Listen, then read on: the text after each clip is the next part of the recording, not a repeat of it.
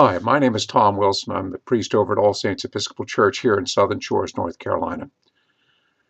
This sermon is the sermon for this coming Sunday, the March the 23rd, 2014. And I called it Reverence for a Deeper Thirst. It comes from Exodus 17, 1 through 7, which is Moses and the rock in the wilderness, getting the water out of the rock in the wilderness. Romans 5, 1 through 11, John 4, 5 through 42.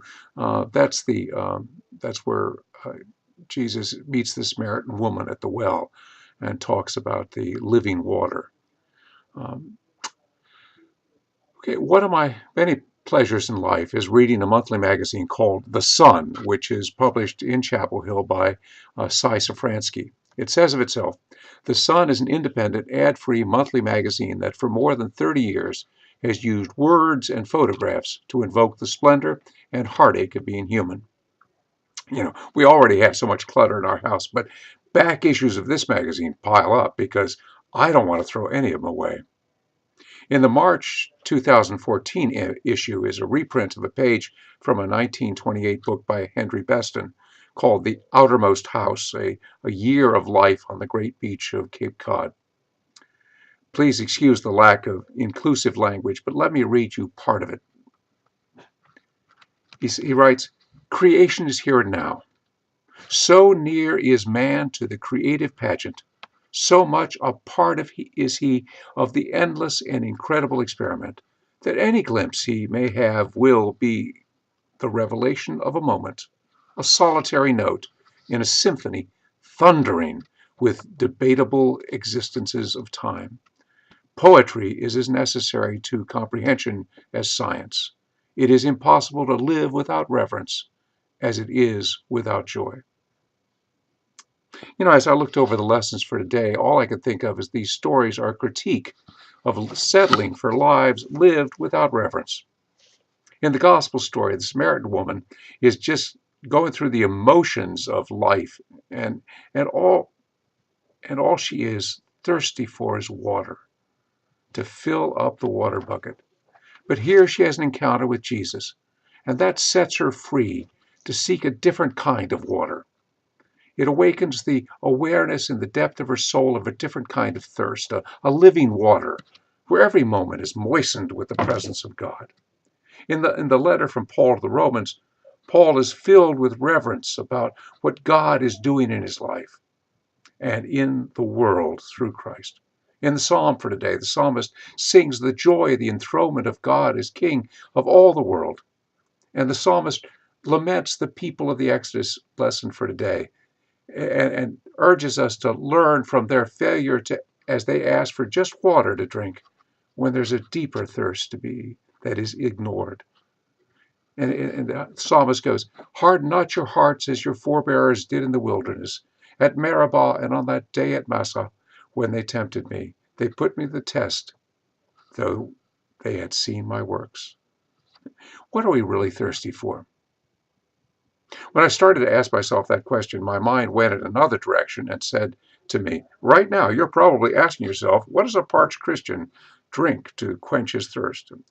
For those of you who were around in the 50s, 1950s, you may remember a series of ads done by Walt Disney for the soft drink 7-Up. You know, I'm sorry, but that's the way my mind works. Disney was having a cash flow problem, and he agreed to do a series of commercials for Ipana toothpaste with the character of Bucky Beaver, you know, brush with a new Ipana for the Mickey Mouse Club. And to go along with the Zorro TV series, his 7-Up commercials features Fresh Up Freddy, an energetic animated rooster who dressed in all sorts of costumes and would start off by asking, right now, you're probably asking yourself, what is a sandy beachgoer, or dusty bullfighter, or red-hot fighter pilot, or tired fox hunter, or whatever, drink to quench his thirst? Freddie always thought that a sugary soft drink would do the trick, which is what young kids tend to do. And sometimes we graduate to caffeine drinks or alcohol drinks to soothe the thirst and something else. As I grew older, I remembered that I needed a couple of Diet Cokes in the morning to get going and to be up to doing the work that needed to be done. Likewise, I found that I needed a couple stiff drinks after a day of work to finish the chemical search for meaning. The problem is that while these chemicals can help to divert us from physical thirst, they do nothing to help us with the deeper thirst we have. The Psalms keep speaking of that deeper thirst. As the deer longs for the water brooks, so longs my soul for you, O God. My soul is athirst for God, a thirst for the living God, when shall I come to appear before the presence of God? That's Psalm 43, 1 through 2. And, O God, you are my God. Eagerly I seek you. My soul thirsts for you. My flesh faints for you, as in a barren and dry land where there is no water. Jesus knows something about that kind of thirst for connection with God. This is why he's traveling through Samaria in the gospel lesson, where the people have no love for Jews, who treat them as second-class citizens.